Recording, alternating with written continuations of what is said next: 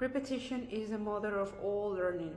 When you want to get better at something, you keep practicing and practicing over and over again until you actually get better at it, until you get to know how you learn faster, what works for you and what doesn't.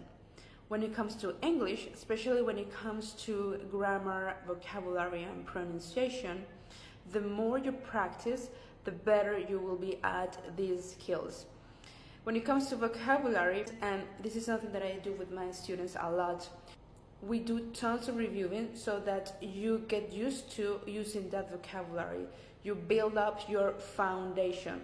Instead of flooding yourself or instead of flooding your brain with a lot of words without actually knowing how to use them, because you can know what a word means in your native language, you can know the translation of that word, you might know whether it's an adjective or a noun or whatever, but the question is, do you know how to use it?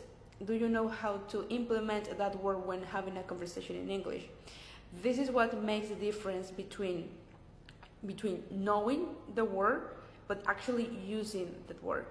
This is what makes the difference when you are speaking. Once your brain gets used to looking for that word that you have storaged, that's how you start speaking fluently, that's how you start feeling confident with your English.